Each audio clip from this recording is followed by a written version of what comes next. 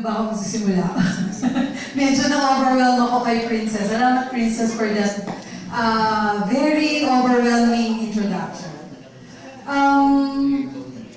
Marami ko bang bago? Can I just see hands? Yung mga bago talaga. As in bago. Yan. Okay. Bago. Okay. Bakit ko po tinatanong? Before that, pakilala lang po siguro ako. So, as Princess said, no, I'm Vivian Tribunsay. I've been with the company since 2018 po, pero nag-workout ako 2019 na. Why? Because way back 2018, I still have a health issue. Yun po yung dahilan kung bakit ako na-involved dito. I'm actually a graduate of practical nursing, no? Tapos kaya medyo natagalan ako sa decision. Kasi kapag nasa medical field ka, ang inclination mo, more on the medical. Tama? So kaya yung duda, napakalakas, napakataas. Sa mga first-timers, sino ho ang may duda? Wala, okay. Alam niyo, normal po ang duda. Huwag kayo maniya, okay lang yan. Pag nagduda kayo, okay lang magduda. Pero ito yung tandaan nyo, huwag kayong matapos sa duda. Pagdudahan niyo yung duda nyo. Paano mo gagawin yan? Simple lang, mag-imbestiga ka. Kung nagdududa ka, ito yung mga dapat mo, kasi parating sinasabi, bakit ka magre-reway? Bakit nga ba hindi ka magre-reway? Diba? Una, imbestigahan mo yung duda mo. Ilang taon na yung kumpanya? Sa Philippines? 8 years. 8 years yung kumpanya. Ilan na ang offices ng kumpanya? 4. Mag-aaning. Siguro, may pondo lang kasi, pero magkuklose din yung kumpanya niya. So, nandun pa rin si Duda. Okay. Ano yung product? Stem cell. Consensus. Meron ho ba kayong alam na kumpanya na tumagal na 16 na taon, na isa lang o dalawa lang ang product? Si Jollibee, ilan mo ang product? Marami. Si McDo, ilan ang product? Marami din. Si Starbucks, ilan ang product? Marami din. So normally, ang isang kumpanya, kaya siya tumatagal dahil marami kang pagpipilian. Sa Railway, dalawa lang. At most of the time, sa Philippine setting, isa lang. Kasi bibihira sa atin yung mga balidosa na ang gusto ay gumanda lang. Diba? Pero ako gusto ko gumanda. Okay. So, nung na-involve po ako dito, nagdududa sila. Kasi sabi nga ni Princess, 3 decades. So, totoo po yun. Pero 35 na lang po ako ngayon. Wow! Sir, sagot ko mamaya mo, ha? Kasi ganito yan. Nung nag-start ako dito, I was very, very sick. Honestly. I had a breast cancer, 2B. I had a very bad migraine. I'm taking Valium 5 for my migraine. I have a frozen shoulder that nagte-therapy na ako, 3 cycle na yung therapy ko, hindi ako gumagaling. And then I have a GERD. May plantar po ako. I'm about to have a injection ng steroid on my knee.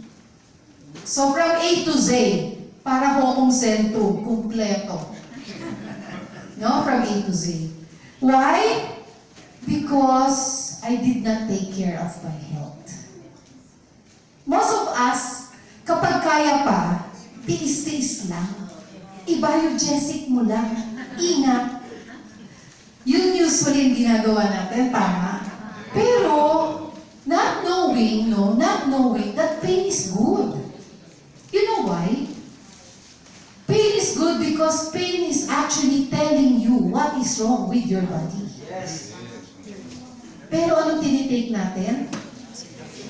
Pain reliever. everyone does not like pain.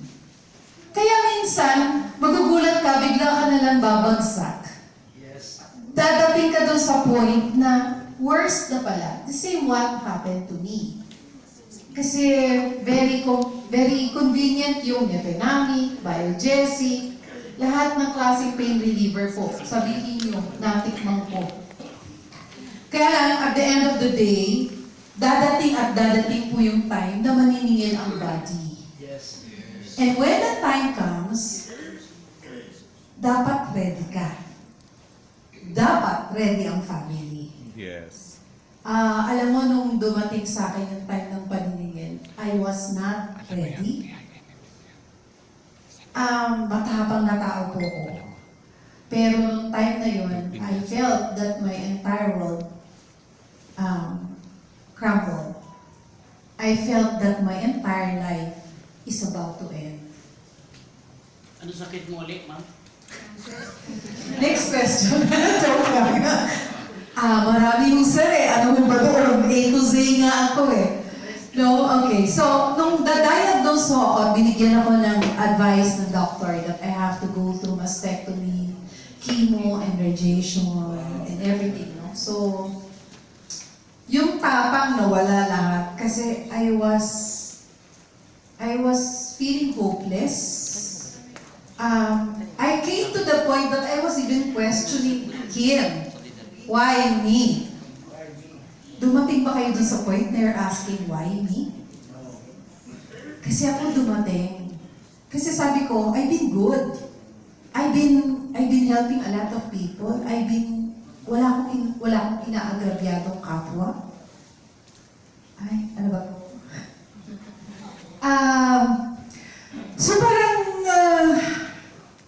So parang at the time, I was looking for somebody to point out. Parang gusto kong may sisihin. Parang gusto kong may pag-anuhan lang nung nararamdaman ko. No? Pero hindi kaya ng buntong hininga sa'yo. Kahit 10 buntong hininga, hindi malabas eh. Kasi I was outside the hospital for almost 4 hours, not knowing if I will go home or what. But God is really, really good. You know why? God used people para makilala ko po yung Three-Way. And when I learned about Three-Way, actually, second chance ko yun. The first time, inignore ko po siya. The second time, dahil hopeless po ako, I grab it. I embrace it and I pray hard. The Lord, baka ito yon, baka ito yon. I was trying to hold on to something that will give me hope. Now, why am I sharing this? Most of you might have known already my story, no? Pero bakit ko sinishare to sa inyo, especially to the new one? When I first attended the OPP, perfectionist po ako. Alam mo yung dumadating ko sa time na, nung may natinanong ako, ano ba naman yan? Ba't ganyan? Ba't ganyan? Marami akong kasi nga, nasanay ako na uma-attend ako ng mga business meeting. And normally, pag business meeting, di ba, you were expecting na